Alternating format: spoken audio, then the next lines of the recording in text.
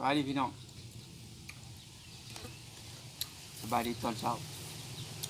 กินข้าวเช้าพี่น้องเด้อกินกับข้าวกับมกเขียดการเมื่อคืนเนี่ยได้หลายเติมพอได้กินกินกับแม่คือเก่าสาวซิมาเป็นอยู่บนอะไรนี่เนาะแม่แซ่บหมดแซ่บเอาหัวอีกไม่เท่ามักกินเขียดพี่น้องเลยก็เลยไปหาอากาศนะเพิ่นแซ่บมื้อนี่เด้คนนี่ไปกับคนนี่แล้วมื้อนี่คนนี้นางตัวเล็กนี่มาบ่เอาหลายกินแม่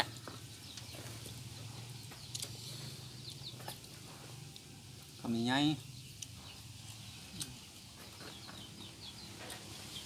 กินกับผักสะเดา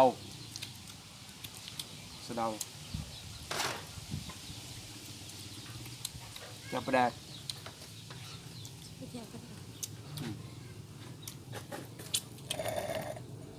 พอเราไว้มันบ่เห็นปานใดนะพี่น้องเอาบ่มีขาตะกอกถ่ายแบบธรรมชาติถ่ายตามมีตามเกิดมานี่ดอกผักกระเดา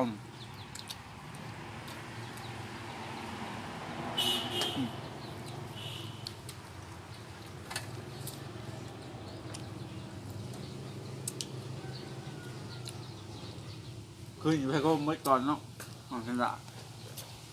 ที่ได้ไปโกมเมื่อก่อนไว้เลยเหมือนปลาไทยโอ้ปลาทูเขาเอาไปหลายๆเห็นผมก็ตามเนาะ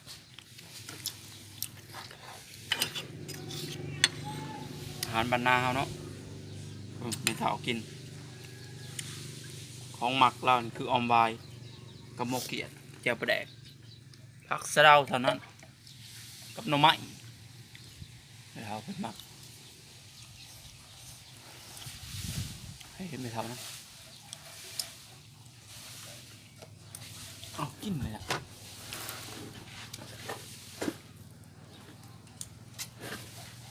หมดเจ๊ขักไหนแม่นั่งหมดกินเท่าคนเดียวพอ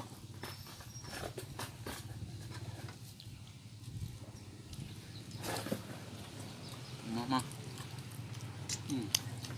หมกเอาไว้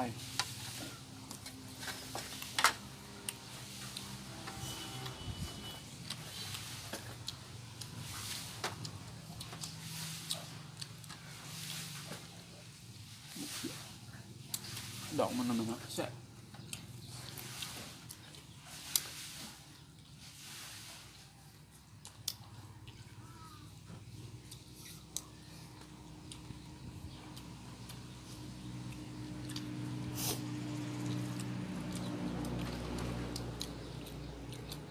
แรกสดความไว้แบ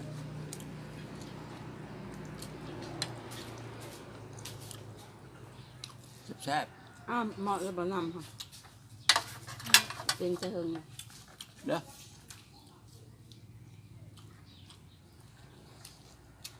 ว่าข้าวเหนียวเลย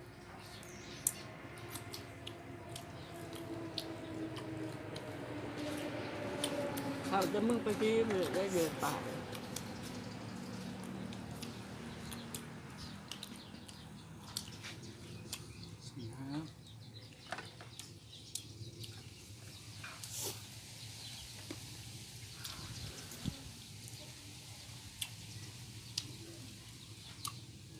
ไปชี้ต้นได้ที่จะมึงหนาไปมือละที่เขามึงไปมึงนอนใช่หรอ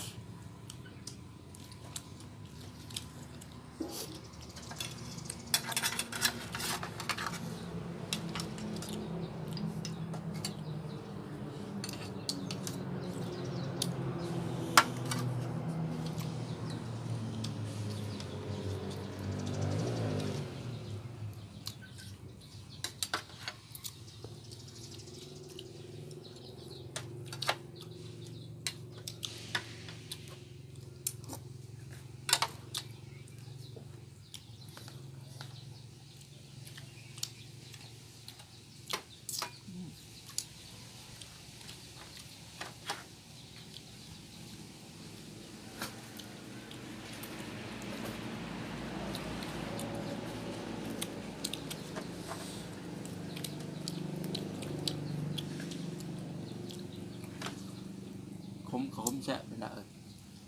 ผักสะเดากินลงไหมกะลีมาพี่น้อง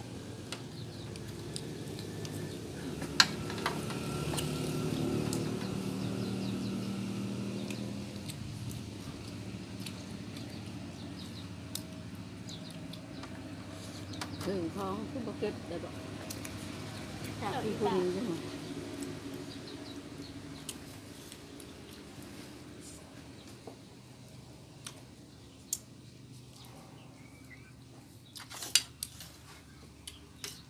แซ่บดอมลายเนาะ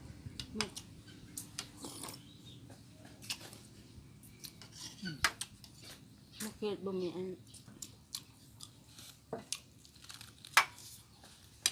ตู้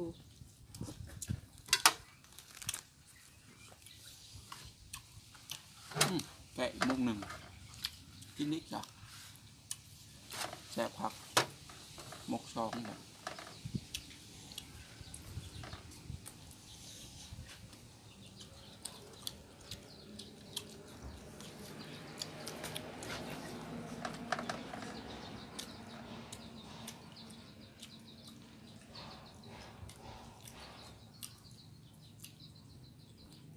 จบเพียงเท่านี้เราคลิปของเราพี่น้องฝากกดไลค์กดแชร์กดติดตามกด Subscribe กดกระดิ่งแจ้งเตือนนำเด้อ